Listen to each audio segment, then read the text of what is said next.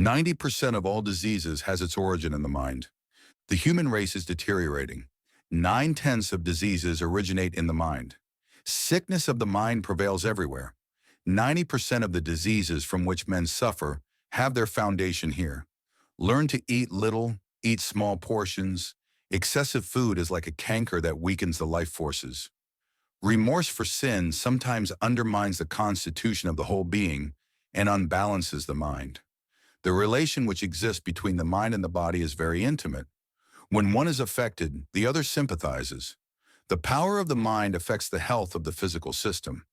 If the mind is free and happy from a consciousness of right doing and a sense of satisfaction in causing happiness to others, it creates a cheerfulness that will react upon the whole system, causing free circulation of the blood and a tuning up of the entire body. The blessing of God is a healing power, and those who are abundant in benefiting others will realize that wonderful blessing in both heart and life. The brain is the organ and instrument of the mind and controls the whole body. In order for the other parts of the system to be healthy, the brain must be healthy. And in order for the brain to be healthy, the blood must be pure. If by correct habits of eating and drinking the blood is kept pure, the brain will be properly nourished.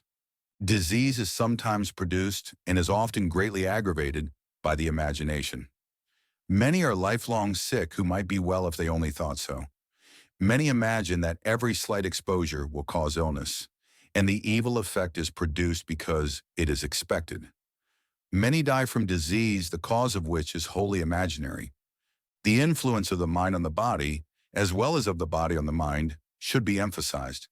The electric power of the brain, promoted by mental activity, vitalizes the whole system and is thus an invaluable aid in resisting disease. This should be made plain. The power of the will and the importance of self-control, both in the preservation and in the recovery of health, the depressing and even ruinous effect of anger, discontent, selfishness, or impurity causes disease. On the other hand, the marvelous life-giving power to be found in cheerfulness, unselfishness, and gratitude vitalizes the whole being. Most people that are sick because they lack willpower. These poor souls are sufferers through their imaginations. They lack willpower to rise above and combat disease of body and mind, and therefore, they are held in suffering bondage. These are self-made chronic illness individuals, dying by inches, dying of indolence, a disease which no one but themselves can cure. Mental and moral power are dependent upon the physical health. Many are diseased physically, mentally, and morally because their attention is turned almost exclusively to themselves. They might be saved from stagnation by the healthy vitality of younger and varying minds from people that they could connect to. They gather sympathy to themselves, but have little to bestow upon others. Depressing emotions are injurious to health. It is the duty of everyone to cultivate cheerfulness instead of brooding over sorrow and troubles. Many not only make themselves wretched in this way, but they sacrifice health and happiness to a morbid imagination. There are things in their surroundings that are not agreeable, and their countenances wear a continual frown that more plainly than words expresses discontent. These depressing emotions are a great injury to them health-wise. Negative emotions has a hindering effect in the process of digestion, having a knock-on effect on nutrition. If a cheerful person and a depressed person both eat the same food, in the cheerful person, the body will be properly nourished from that food. But in the depressed person, nutrition will be compromised as a direct result of negative emotions on the organs. While grief and anxiety cannot remedy a single evil, they can do great harm. But cheerfulness and hope, while they brighten the pathway of others, are life unto those that find them, and health to all their flesh.